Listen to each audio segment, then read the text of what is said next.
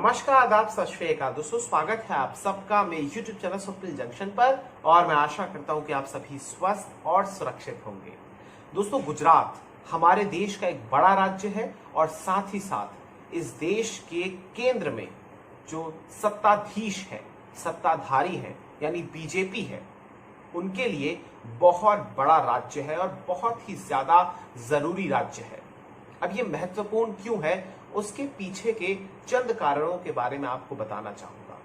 पहला कारण कि दरअसल इस देश के प्रधानमंत्री मोदी और साथ ही साथ इस देश के गृह मंत्री अमित शाह, वो दोनों गुजरात से आते हैं। और अगर गुजरात में, चूंकि अगले साल विधानसभा के चुनाव होने वाले हैं, अगले साल के अंत में, तो वहां पर अगर एक देश के प्रधानमंत्री और गृह मंत्री जिस राज्य से आते हो, अगर वहां पर उस पार्टी की हार हो जाए तो फिर शायद इससे ज्यादा शर्मनाक कुछ नहीं होगा, क्योंकि ये एक संकेत दे देगा या यूं कहिए एक कड़ा संदेश दे देगा कि भाई हम आपसे संतुष्ट नहीं हैं, हम आपके मॉडल से या फिर आप जिस प्रकार से देश पर हुकूमत कर रहे हैं, हम उस पॉलिसीज से जो आपने बनाई है, योजनाओं से या फिर वो तरीकेकार से हम सहमत नहीं हैं, इसलिए हम दूसरे विकल्प की तरफ जा रहे हैं।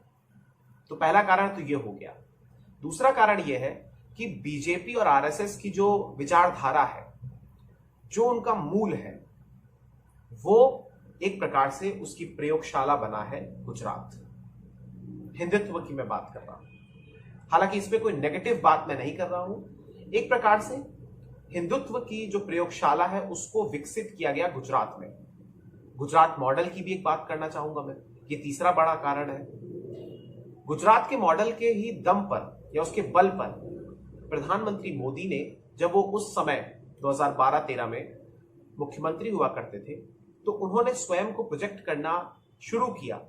और जब वो 2012 का चुनाव भी जीत गए विधानसभा का गुजरात में, तो उसके बाद उन्होंने स्वयं को इस प्रकार से रखा, शुरू किया, उन्होंने प्रोजेक्ट करना शुरू किया कि हाँ, आने वाले समय में वही भारत के भावी प्रधानमंत्री होंगे। और 2014 में आप सबने देखा कि किस प्रकार से उन्होंने एक महाविजय हासिल की, पूर्ण बहुमत उन्होंने हासिल किया। फिर उसके बाद 2019 में भी पूर्ण बहुमत की उन्होंने सरकार बनाई और गांधीनगर से नई दिल्ली का सफर उन्होंने तय किया।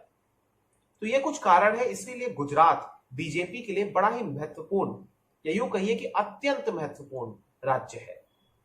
लेकिन इस राज्य में एक बहुत बड़ा डेवलपमेंट हुआ है दोस्तों, एक सियासी परिवर्तन वहां पर हुआ है। और रोचक बात यह है या चौंकाने वाली बात आप कहिए, यह है दरअसल कि वहां पर कयास नहीं लगाए जा रहे थे। हाँ, अंदर खाने में क्या हो रहा होगा या आंतरिक मसलों में बीजेपी के अंदर अंदरूनी तौर पर क्या हो रहा था, इसकी जानकारी भी बहुत सारे लोगों को नहीं थी, क्योंकि सब ये कहीं ना कहीं जानते थे कि गुजरात में तो अभी परिवर्तन नहीं होगा, क्योंकि वहां पर मान लीजिए, क्योंकि बीजेपी का एक ट्रेंड रहा है कि जब विधानसभा चुनाव निकट आ रहे होते हैं तो वो राज्यों में एक प्रकार से जो उनका शीर्ष नेतृत्व है, जो केंद्र में बैठा है, वो राज्यों के भीतर जो नेतृत्व कर रहे होते हैं उनका चेहरा बदल देता है और किसी और के हाथों में सूबे की, प्रांत की कमान सौंप देता है। आपने उत्तराखंड में देखा कि कैसे पहले त्रिवेंद्र सिंह रावत थे, फिर उसके बाद तीरथ सिंह रावत आए और फिर उसके बाद 1 महीने के दरमियान ही तीरथ सिंह रावत को भी अपनी कुर्सी गंवानी पड़ी और मौजूदा समय में पुष्कर सिंह धामी वहां के मुख्यमंत्री हैं। कर्नाटक में आपने देखा, कर्नाटक में हालांकि चुनाव दूर है, लेकिन कर्नाटक में भी अचानक से आप देखिए, अब उसमें हवाला दिया गया कि उनकी आयु येदियुरप्पा साहब की 75 वर्ष से ज्यादा है, तो इसलिए उनको हटाया गया, क्योंकि बीजेपी का जो संविधान है, बीजेपी की जो नियमावली है, उसमें ये बातें हैं कि 75 वर्ष से ऊपर के लोग नहीं बन सकते। इसके अलावा एक और कहा गया कि भाई फिर उसके बाद उन्होंने भी वही सारी चीजें कही कि हम आभार व्यक्त करते हैं, और बीजेपी का, नरेंद्र मोदी साहब का, अमित शाह जी का, वो तमाम चीजें थी। लेकिन आपने देखा कि येदियुरप्पा को भी हटाकर, हालांकि उन्हीं के इशारे कह लीजिए या उन्हीं के मार्गदर्शन कह लीजिए या उन्हीं के सुझाव के बाद बसवराज बोम्मई साहब को लाया गया। तो आपने देखा कि उत्तराखंड में और कर्नाटक में अभी कुछ ही दिनों पहले, कुछ ही महीनों पहले वहां पर इतने सारे डेवलपमेंट्स हुए, नेतृत्व का परिवर्तन हुआ। आपने महाराष्ट्र में भी देखा कि कैसे नितिन गडकरी साहब को एक प्रकार से टैकल करने की दिशा में या उनका कद थोड़ा सा घटाने के लिए, क्योंकि ऐसा होता है कि जब आप एक पार्टी में होते हैं तो वहां पर दो ही लोग सिर्फ क्षत्रप के तौर पर नहीं विकसित हो सकते, एक छत्र राज्य से दो लोगों का नहीं हो सकता। आप जानते हैं किनकी मैं बात कर रहा हूं।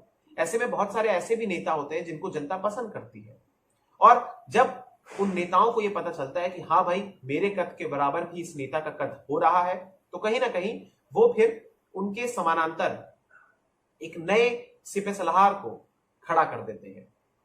और आपने देखा कि देवेंद्र फडणवीस का जन्म भी इसी प्रकार से महाराष्ट्र में हुआ था। बहुत सारे ऐसे राज्य हैं। तो यहां पर इसलिए ये बात करना जरूरी है क्योंकि बीजेपी में ऐसा देखा गया है। अब गुजरात में दरअसल जो कुछ हुआ वो आप सुनिए क्या हुआ है। गुजरात में जो मुख्यमंत्री हैं विजय रूपाणी, उन्होंने कल यानी 11 सितंबर को इस्तीफा दे दिया।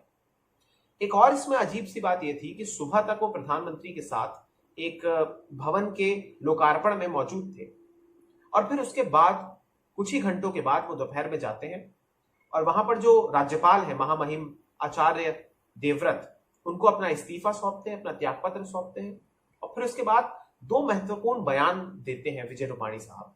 विजय रूपाणी के इन दोनों बयानों के बारे में आपको मैं बताऊंगा, पढ़कर आपको बताऊंगा, फिर उसके बाद इस पर चर्चा आगे बढ़ाएंगे। दरअसल विजय रूपाणी साहब ने क्या कहा दोस्तों, वो आप जानिए। विजय रूपाणी साहब ने बहुत सारी बातें कल कही हैं मीडिया से बात करते हुए, लेकिन इनके जो दो बयान हैं दोस्तों, उनमें पहले इन्होंने कहा कि मैं भारतीय जनता पार्टी के प्रति आभार व्यक्त करता हूं कि मेरे जैसे एक पार्टी कार्यकर्ता को गुजरात के मुख्यमंत्री पद की महत्वपूर्ण जिम्मेदारी दी। मुख्यमंत्री के रूप में मिले इस दायित्व को निभाते हुए मेरे कार्यकाल के दौरान माननीय प्रधानमंत्री नरेंद्र मोदी जी का विशेष मार्गदर्शन मिलता रहा है। एक इनका यह बयान था। इसके अलावा इन्होंने एक बात और कही, वो भी आप जानिए। विजय रूपाणी साहब आगे कहते हैं कि मेरा मानना है कि गुजरात के विकास की यह यात्रा प्रधानमंत्री जी के नेतृत्व में एक नए उत्साह और नई ऊर्जा के साथ नए नेतृत्व में आगे बढ़नी चाहिए। यह ध्यान रखकर कि मैं गुजरात के मुख्यमंत्री पद के दायित्व से त्यागपत्र दे रहा हूं। तो ये बातें विजय रूपाणी साहब ने कही हैं दोस्तों। बड़ा ही नाटकीय अंदाज में इनके भी सियासी, एक प्रकार से अभी इनका सियासी अंत तो नहीं हुआ है, लेकिन इनकी जो सियासी जिम्मेदारी थी उसका पटाक्षेप हो गया। अच्छा, फिर इसके बाद इसमें कई सारे कारण भी गिनाए गए। एक चीज आपको मैं बताना चाहूंगा दोस्तों, बड़ी ही महत्वपूर्ण होता है, क्योंकि राजनीति में और गैर राजनीतिक होने में, या यूं कहिए कि राजनीतिक जीवन में जब कोई व्यक्ति होता है या फिर जो व्यक्ति सामान्य जीवन में होता है, उसमें एक डिफरेंस होता है, एक बड़ा ही महीन एक फर्क होता है। वो जो लकीर होती है उसके बारे में आप समझिए। लकीर ये होती है कि जब कोई व्यक्ति सामान्य जीवन में, मान लीजिए उसकी मृत्यु हो जाती है, तो फिर जो आसपास के लोग होते हैं, अक्सर ऐसा देखा जाता है और बहुत सारे लोगों में ऐसा देखा जाता है, अब कोई आतंकवादी के जाने पर या उसके मारे जाने पर कोई शोक व्यक्त नहीं करता, लेकिन हाँ अगर कोई सामान्य व्यक्ति, आम आदमी या कोई बड़ी शख्सियत जाती है तो फिर उसके उनकी प्रशंसा की जाती है, उनकी तारीफों के कसीदे पढ़े जाते हैं और अच्छी अच्छी बातें की जाती है। लेकिन जब राजनीतिक जीवन में कोई व्यक्ति की विदाई होती है किसी की, तो फिर उसके बाद उसकी बुराई की जाती है, और अगर उसे चुनाव से एंड पहले उसको हटाया जाए तो फिर बहुत बड़ा पोस्टमार्टम किया जाता है। यही फर्क है। गुजरात में चूंकि 22 साल से ज्यादा समय अभी हो चुका है, वहां पर बीजेपी काबिज है, 2 दशक से ज्यादा। देश में मुझे जहां तक याद आता है कि उड़ीसा एक ऐसा राज्य है इस समय जहां पर 2 दशक से ज्यादा समय पर वहां पर नवीन पटनायक साहब वहां पर शासन कर रहे हैं, और यहां पर आप देख सकते हैं कि एक ही पार्टी का शासन है गुजरात में, और 20 साल से ज्यादा समय का यहां पे भी बीत चुका है। इसके अलावा देश में शायद ही ऐसा कोई राज्य होगा जहां पर इतने लंबे समय तक किसी ने शासन किया हो। एक तृणमूल कांग्रेस आप देख सकते हैं कि उनका ये 11 साल उनके पूर्ण हो गए और उसके बाद उनका ये तीसरा टर्म चल रहा है ममता बनर्जी का। इसके अलावा तो कोई राज्य है ही नहीं। बार बार वहां पर सत्ता का नेतृत्व परिवर्तन होता रहता है, पार्टी में भी बदलाव होता रहता है, विकल्प में परिवर्तन होता रहता है।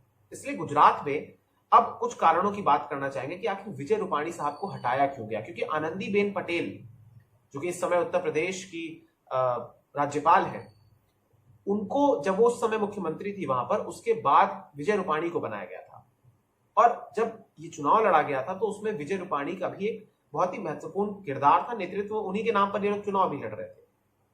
विजय रूपाणी ने कई वर्षों तक वहां पर सत्ता पर काबिज भी रहे, लेकिन एक बयान बड़ा ही चर्चित रहा और जो मुझे हमेशा से अच्छा लगता रहा वो ये था कि बीजेपी के एक नेता ने कहा था कि रामायण में जिस प्रकार से भरत जी ने प्रभु श्री राम की चरण पादुका को सिंहासन पर रखते हुए, अयोध्या के सिंहासन पर रखते हुए उनके नाम पर शासन किया था, उसी प्रकार से कहा जा रहा था कि विजय रूपाणी भी अमित शाह जी और नरेंद्र मोदी जी के एक प्यादे के तौर पर या उनके ही एक प्रतिनिधि के तौर पर वो वहां पर शासन कर रहे हैं। यानी वो उनकी जनता के लिए नहीं कर रहे बल्कि दो नेताओं को सेटिस्फाई करने के लिए वो वहां पर शासन कर रहे हैं, ऐसा कहा जाता था। और बकौल बीजेपी के एक बड़े नेता की तरफ से बयान भी दिया गया था और अब इस चीज पर कहीं ना कहीं मुहर भी लग गई। अच्छा, कारणों की बात करते हैं कि आखिर क्यों ये गए। पहला कारण यह था दोस्तों कि कोविड एक प्रकार से जब आया तो उसने गुजरात में बहुत ज्यादा त्राहिमाम मचाया। गुजरात में आंकड़े भी छिपाए गए। जो स्थानीय मीडिया रिपोर्ट्स है उन्होंने इस बात का दावा किया कि भाई गुजरात के भीतर जो डेथ सर्टिफिकेट्स जारी हो रहे हैं वो और जो आंकड़े आप प्रस्तुत कर रहे हैं उसके अनुपात में बहुत बड़ा अंतर है। बेरोजगारी राज्य में पिछले कई वर्षों से आप ये मानकर चलिए कि नए सरकारी भर्ती जो पद होते हैं सरकारी विभागों में, उसके लिए नाम मात्र के आप उंगलियों में गिन लेंगे इतने ही पदों की सिर्फ अनाउंसमेंट हुई है पिछले कुछ वर्षों में। इसलिए बेरोजगारी भी एक बहुत बड़ा फैक्टर है। जातीय समीकरण भी एक बहुत बड़ा फैक्टर है क्योंकि पटेल समुदाय, पाटीदार समुदाय, वो वहां पर अपने आप को उपेक्षित महसूस करता है। उसे लगता है कि बीजेपी, क्योंकि पटेल समुदाय चाहे कांग्रेस का शासन हो या बीजेपी का भी पहले शासन हो, उन्होंने महत्वपूर्ण भूमिका अदा की है किसी भी पार्टी की जीत और हार में। और पटेल समुदाय, चूंकि हार्दिक पटेल जैसे नेता का भी उदय हुआ, कांग्रेस की भी पिछले विधानसभा चुनाव में अगर आप देखें तो उन्होंने बेहतर प्रदर्शन किया। बीजेपी ट्रिपल फिगर्स तक भी नहीं पहुंच पाई थी। ऐसे में बीजेपी को एक खतरा महसूस होने लगा था कि हाँ, अगर पटेल समुदाय हमसे दूर होता है तो फिर ये दिक्कत की बात होगी और बीजेपी को अपना गढ़ बचाने में, अपना किला बचाने में मशक्कत करनी पड़ेगी, शायद वो गवा भी दे। और पिछली बार आपने देखा कि 99 पर वो लोग रुक गए थे, यानी ट्रिपल फिगर्स का आंकड़ा भी बीजेपी नहीं पार कर सकी थी, जबकि कांग्रेस ने 70 से ज्यादा सीटें जीती थी। कांग्रेस ने अपना बेहतर प्रदर्शन किया था, यही भी खतरा रहा। एक बात और है कि जो कांग्रेस के माफ कीजिएगा, जो बीजेपी के वहां पर प्रदेश अध्यक्ष है सीआर पाटिल साहब, सीआर पाटिल और विजय रूपाणी के बीच मतभेद भी सामने आए हैं। कहा जाता है कि सीआर पाटिल जो निर्णय लेते थे उसमें विजय रूपाणी की सहमति नहीं होती थी, तो ये मतभेद भी इसका एक बड़ा कारण बने। बीजेपी ये बात समझ गई थी कि हाँ, विजय रूपाणी उस प्रकार के पॉपुलर फेस नहीं है कि वो आने वाले चुनाव में जीते। जैसे मसलन आप उत्तर प्रदेश में देख रहे हैं, वहां पर योगी आदित्यनाथ है। योगी आदित्यनाथ एक फायर ब्रांड नेता है, साथ ही साथ उनकी जो छवि है, उनकी जो प्रतिष्ठा है, ख्याति है, वो व्यक्ति के मन में क्लियर है कि वो किस विचारधारा के हैं और किस तरीके से शासन करेंगे। इसलिए बीजेपी को और आरएसएस को वो चीज सूट भी करती है। विजय रूपाणी उनकी तुलना में सॉफ्ट आदमी है और वो उतने ज्यादा फायर ब्रांड वाले नेता भी नहीं है, ज्यादा वो दिखते भी नहीं, एक लो प्रोफाइल नेता है। ये भी एक कारण है। बहुत सारे ऐसे कारण हैं दोस्तों, लेकिन अब विजय रूपाणी की हो गई है विदाई और अब बीजेपी विधायक दल की बैठक हो रही है। वहां पर नया मुख्यमंत्री का चेहरा चुना जाएगा और जब तक मैं ये वीडियो रिकॉर्ड कर रहा हूं तब तक तो उस समय तक तो ये नाम नहीं आए हैं, लेकिन बहुत सारे नाम चल भी रहे हैं। आपको आगे मैं बताऊंगा अगली वीडियो में कि आखिर कौन बने हैं। एक दो दिन में ये क्लियर हो जाएगा, हो सकता है आज ही क्लियर हो जाए, शपथ ग्रहण भी हो जाए जल्दी। अब इसमें जो नाम सामने आ रहे हैं दोस्तों, उनमें उनकी थोड़ी सी चर्चा करना चाहूंगा। सबसे पहला नाम सामने आ रहा है उप मुख्यमंत्री, डेप्यूटी सीएम जो है वहां पर, नितिन पटेल साहब का। उनका नाम एक बहुत ज्यादा एक मजबूती रख रहा है। इसके अलावा लक्षद्वीप और दमन एंड दीव के जो प्रशासक हैं प्रफुल्ल खोड़ा भाई पटेल, उनका नाम भी सामने आ रहा है। केंद्रीय स्वास्थ्य मंत्री मनसुख मंडाविया, उनका नाम भी सामने आ रहा है। इसके अलावा परसोत्तम रुपाला, इनका नाम भी सामने आ रहा है, ये भी केंद्र में ही है, मंत्री है। तो ये कुछ नाम है। इसके अलावा सीआर पाटिल का भी नाम चर्चा में आ रहा है। नहीं, मोटा माटी 5 नाम चर्चा में आ रहे हैं। लेकिन बीजेपी को अगर हम देखें तो बीजेपी का ऐसा चरित्र रहा है कि कभी कभी जब जो चीजें मीडिया में चर्चा में आती हैं उससे थोड़ा सा डिफरेंट एक ओपिनियन देती है या एक अलग से ही नेता को लेकर आती है। आपने उत्तर प्रदेश में देखा, लेकिन अगर हम कर्नाटक में देखें तो बसवराज बोम्मई का नाम चल रहा था तो उन्हीं का नाम आ गया। हाँ, लेकिन उत्तराखंड में एक बड़ा ही एक अभूतपूर्व, एक अविश्वसनीय नाम सामने आया, पुष्कर सिंह धामी साहब का। तो बीजेपी शॉक देती है। ऐसे में देखना होगा कि इन 5 नेताओं में से किसी को बनाया जाता है, क्योंकि ये तमाम लोग पटेल समुदाय से आते हैं और पाटीदार समुदाय की इस समय बीजेपी को बहुत ज्यादा जरूरत है। हालांकि ये बात भी सच है कि क्या आप एक जाति विशेष के या एक वर्ग विशेष के अगर आप नेता को बना देते हैं तो क्या उससे पूरा समुदाय खुश हो जाता है? ये भारत की राजनीति का एक बहुत बड़ा मूल है। भारत के लोगों को ये समझना होगा कि अगर किसी राज्य में नेतृत्व का परिवर्तन हो रहा है, इसका अर्थ यह है कि वो पार्टी, कोई भी पार्टी हो, वो पार्टी उस राज्य में सफल नेतृत्व करने में, सफल तरीके से शासन करने में नाकाम हुई है, असफल हुई है।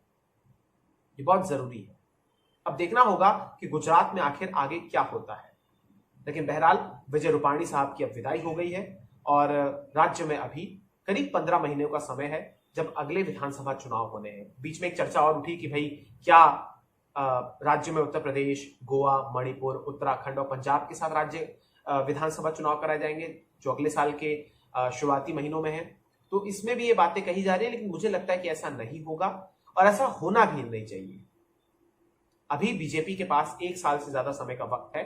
चेहरा बदलें, शासन करें, गुजरात के मॉडल को अच्छा बनाने की कोशिश करें और अन्यथा फिर परिणाम भुगतने में भी तैयार रहें। बहुत बहुत शुक्रिया, बहुत बहुत धन्यवाद। जय हिंद, जय भारत, वंदे मातरम, इंकलाब जिंदाबाद, सत्यमेव जयते। नमस्कार।